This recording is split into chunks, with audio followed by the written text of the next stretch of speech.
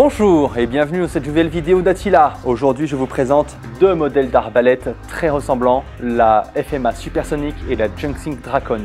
Ces deux arbalètes se ressemblent beaucoup, mais il y a quand même pas mal de petites différences qu'on va aborder au fur et à mesure sur ces modèles d'arbalètes. D'abord la FMA Supersonic. On voit qu'elle est un petit peu plus courte au niveau des branches, elle a plus de puissance. C'est une arbalète qui développe une puissance de 120 livres, elle tire des flèches à la vitesse de 330 fps, soit 362 km/h, ça donne du 100 mètres par seconde tout pile. Alors que le modèle Junxing Drakon sort une puissance de 100 livres, elle tire des flèches à la vitesse de 290 fps, soit 318 km/h, ça donne un 88 mètres par seconde. On va ensuite passer à la présentation, les différences et les accessoires. Pour faire le comparatif de ce qui est livré, on va commencer par la FMA Supersonic. Elle est livrée, une fois assemblée telle qu'elle est là, avec 2 clés Allen et 3 flèches Height Impact. Ce sont celles qui ont les grandes pointes. La Junxing Drakon, elle, est livrée comme ceci, avec en plus un viseur Red Dot. Donc vous allez voir, il est assez sympa puisqu'il y a 2 couleurs, 5 niveaux de luminosité et 4 possibilités de réticule lumineux. La grosse différence aussi comparée à la FMA, c'est qu'elle a une crosse ici qu'on peut en plus rallonger.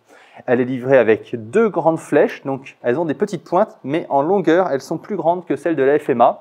Un gros tube de cire ici et 2 clés Allen. Dans la continuité, je vais vous présenter les accessoires compatibles avec les arbalètes. Chez Junxing Drakon, on a les presses qui viennent de sortir aussi chez FMA, mais je ne les ai pas encore, de toute façon ce sont les mêmes. Ce sont 2 morceaux d'arc de métal qui vont permettre de comprimer les branches dans un sens ou dans l'autre pour changer la corde ou les câbles. Chez Drakon, pareil, on a le carquois qui vient se mettre à la ceinture avec le petit clip ici. On insère les flèches à cet endroit-là. Chez FMA Supersonic, maintenant, on a les rails. Alors, on a le kit rail long, donc c'est livré le rail long avec ses 3 vis. Et on a le kit rail court avec 2 petits rails et 4 vis. Et enfin, encore chez FMA, on a la sacoche X-Bow qui est ici. Elle ne convient que pour la FMA, par contre, parce que du coup, la Junxing Drakon est trop longue pour pouvoir rentrer dedans. Donc, c'est que pour la FMA en version compacte. Comme vous avez pu le voir tout à l'heure, les deux arbalètes se ressemblent beaucoup. Regardez ici, si on aligne les 2 rails ensemble, on voit qu'on a exactement la même base en fait. La gâchette est un petit peu plus longue sur la Junxing.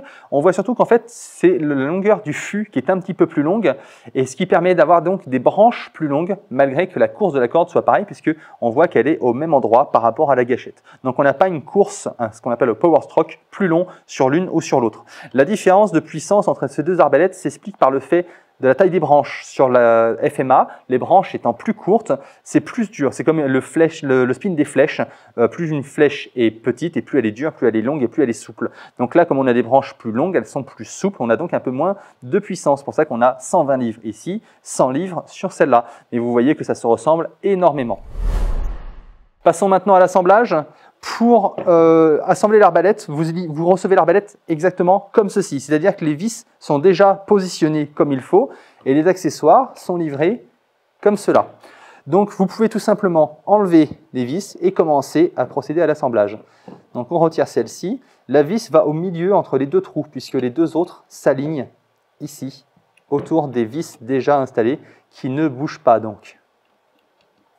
Donc je vais installer toutes les vis, alors je vais mettre celle-là, je vais enlever ces 3-là pour pouvoir positionner la poignée qui va venir se mettre ici à cheval comme cela.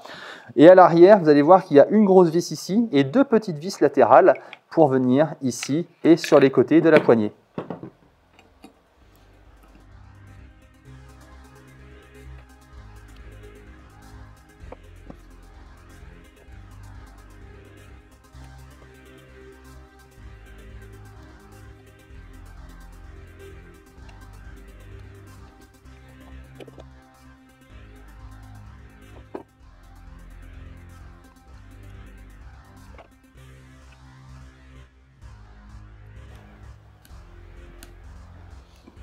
Et voilà, quand j'ai fini d'assembler toutes mes vis, je n'ai plus qu'à mettre un petit quart de tour à la fin. Vous voyez que j'aime bien avancer les vis pour qu'elles se mettent toutes bien en position. Et c'est seulement à la fin que je finis le serrage.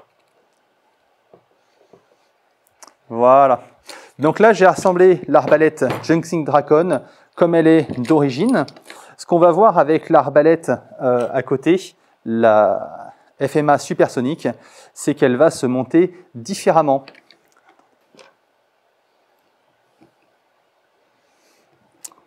Et voilà. L'arbalète est assemblée comme d'origine. Voilà. Pour la Dracon, c'est bon. Maintenant, passons à la FMA. Je pourrais la monter d'origine avec ces éléments, donc ce support à l'avant, la poignée ici multiposition, mais qui ne peut pas rester verrouillée, et la poignée. Donc ça, la poignée, bien sûr, je vais la monter. Mais pour le reste, en fait, je ne vais pas monter ces deux accessoires-là. Je vais vous présenter les rails et à quoi ils servent. Donc d'abord, je vais procéder au montage de la poignée arrière, ici. Donc j'enlève les vis sur les côtés et devant, et j'installe la poignée.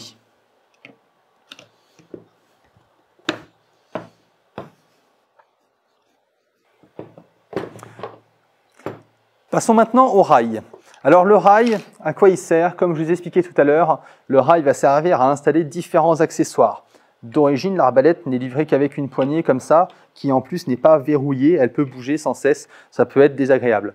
Là, on va pouvoir avec ce rail installer, du coup, on va le positionner comme ça, on va pouvoir installer une poignée plutôt ici au milieu. À l'avant, on peut mettre un pointeur laser avec une lampe, comme on a le combo sur notre site internet.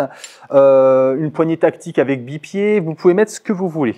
Ça vous permet d'ajouter différents accessoires, de customiser l'arbalète. Alors, petite différence, c'est que vous avez donc le kit de rail long et le kit de rail court. Le kit de rail long ne va que sur la FMA supersonique, car comme je vous le disais tout à l'heure, la longueur des châssis étant différente, ici en fait on a un espace supplémentaire. Donc le grand rail ne correspond pas et ne viendra pas ici. Le moyen non plus, il n'y a que le petit rail qui pourra convenir ici sur la Junxing Dracon. Donc je vais prendre le grand rail pour installer celui-là. Ça sera fait. Alors je vais simplement en fait enlever les vis qui ne me servent pas. Il faut que j'enlève cette vis-là aussi, puisque c'est celle qui va fixer l'arrière du rail. Donc le rail se présente ici et il est livré avec 3 vis. Il suffit de reprendre ces vis à lui.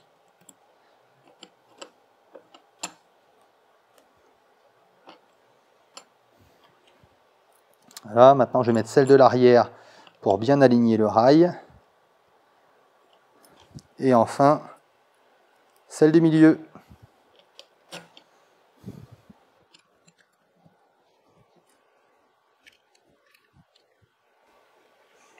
Voilà, le grand rail est installé. Vous pouvez maintenant rajouter une poignée, une lampe laser, ce que vous voulez. Vous pouvez rajouter un viseur aussi sur le dessus. Vous pouvez maintenant la customiser. Tant qu'on y est, je vais vous présenter du coup l'installation du petit rail sur la Dracon, que vous puissiez l'installer correctement. Il me semble que tout à l'heure je vous l'ai montré là. En fait, c'est vers l'arrière qu'il vient. Il vient prendre la vis du bas ici et celle-ci. Donc je procède au démontage et je vous montre après comment il s'installe.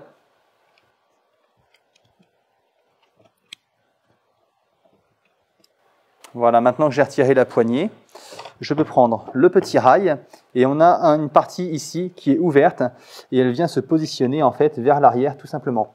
Le petit rail est livré avec 2 vis. Je n'ai qu'à les mettre en place comme ceci.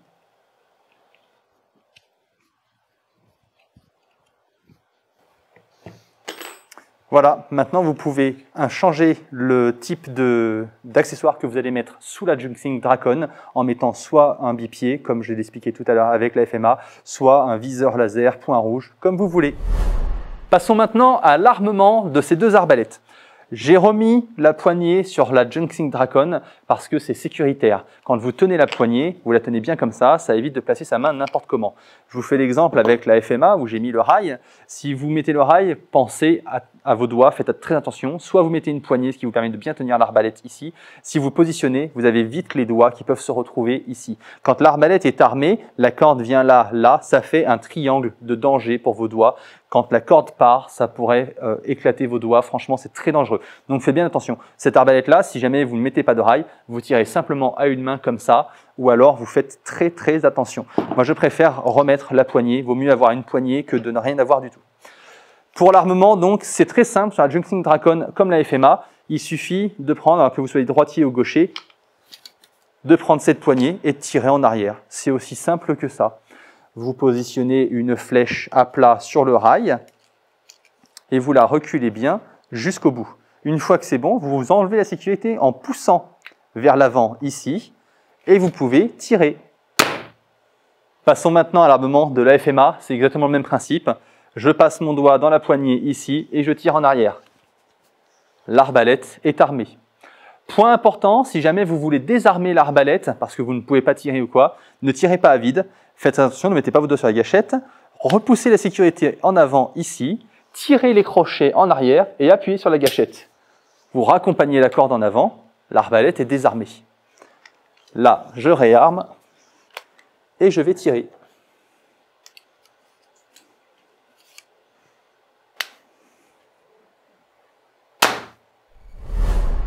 Pour faire un vrai comparatif entre la FMA et la Dracon, on a choisi de sortir parce que la lumière des studios ne nous permettait pas d'utiliser le chronographe. Donc du coup, là, on a fait une petite installation et vous allez pouvoir voir ce que ça donne quand on tire 2 flèches normales avec la FMA, 2 flèches normales avec la Dracon et une flèche de chasse avec chacune des arbalètes. Comme ça, vous allez pouvoir voir la vitesse, vous aurez vraiment une donnée en chiffres et une pénétration dans la cible. Là, on a choisi des cibles en mousse pour changer des cibles qu'on utilise d'habitude parce que la densité est la même partout sur la cible. On va commencer avec la FMA supersonique. 87 mètres par seconde. Deuxième flèche, 85,55. Passons maintenant à la Junksim Dracon. 85 mètres par seconde, 85,06 très précisément. Une deuxième flèche. Et 84,62 mètres par seconde. Si on regarde la cible ici, vous allez voir que la différence est franchement pas énorme en termes de pénétration, vu que la vitesse est égale. La première flèche de la FMA est ici, la deuxième flèche FMA ici, ensuite on a la première flèche Dracon ici et la deuxième flèche Dracon ici. Maintenant passons aux flèches de chasse avec la Junksim Dracon. Maintenant une flèche de chasse avec la FMA supersonique. Ce qui va nous intéresser là, c'est surtout la pénétration. Voilà les 2 flèches de chasse. On n'a pas l'impression qu'elles sont rentrées plus, mais comme elles sont plus longues, il y a donc quand même une meilleure pénétration.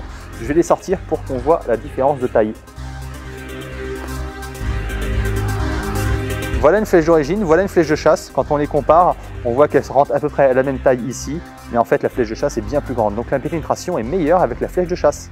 Donc le comparatif vraiment sur une cible de densité homogène nous montre qu'on a la même vitesse et la même pénétration des flèches. Alors qu'est-ce qui justifie cette différence sur les fiches techniques? Eh bien tout simplement que d'origine la FMA utilise des flèches qui sont un petit peu plus courtes que la Dracon. Plus courte, c'est aussi plus légère, donc plus rapide que la Dracon qui annonce une puissance moins élevée et une vitesse de flèche moins élevée. Mais en vrai, on est à peu près similaire au résultat du tir. Pour entretenir votre arbalète, c'est assez simple, il faut utiliser de la cire pour lubrifier le rail ici afin que la corde glisse facilement dessus. Si jamais la corde s'abîme trop ici au niveau du tranche-fil, il suffit de la remplacer. Pour cela, je vais vous montrer comment faire avec la presse de chez Dracon ici, qui peut être bien sûr utilisée aussi sur la FMA supersonique. Alors pour utiliser les presses, c'est très simple. Vous avez ici, de ce côté-là, une vis avec un rebord et une autre qui vient plus petite, qui vient se caler dans le trou extérieur de la poulie. Pareil de l'autre côté, la petite vis dans le trou et l'autre dans le grand trou. Et vous venez les rapprocher jusqu'à ce qu'ils s'attrapent ensemble ici comme ça. Là, vous avez détendu votre corde, vous pouvez la remplacer. Donc faites attention à ce que la corde ne saute pas de la poulie au moment où vous relâchez. Donc quand vous relâchez, allez-y progressivement. Et vous voyez, si votre corde est bien tendue, c'est OK, vous pouvez relâcher. Pour changer les câbles, c'est pareil, mais dans l'autre sens. Ce coup-ci, on va comprimer vers l'arrière. Donc, on positionne bien, on tire pour les rapprocher, on les accroche ensemble, et les câbles sont détendus, on peut les remplacer. Même principe, quand vous démontez la presse, vérifiez bien que les câbles sont bien remis en place avant de tout relâcher. Si jamais ça s'enlève, les poulies vont tourner et vous serez bien embêté. La solution consisterait à faire avancer la poulie comme ceci afin de caler quelque chose dedans, afin de pouvoir remettre en place les presses et pouvoir remonter votre arbalète correctement. Côté légal, il faut savoir que vous n'avez pas le droit de transporter les arbalètes montées, même si la housse vous le permet. C'est bien pour la stocker chez vous, mais si jamais vous sortez de chez vous, que vous devez l'emmener en voiture par exemple ou à pied, vous devez la démonter pour la transporter démontée. Vous n'avez pas le droit de chasser à l'arbalète en France. On vous a présenté des points de chasse, mais elles sont faites pour les pays qui l'autorisent, bien entendu.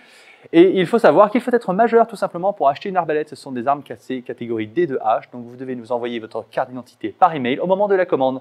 J'espère que cette vidéo comparative et présentation sur les deux modèles vous a plu. N'hésitez pas à laisser des commentaires, un petit pouce bleu sur la vidéo, vous abonner à notre chaîne et si vous avez des questions, n'hésitez pas à nous contacter. Je vous remercie, je vous dis à bientôt sur Attila.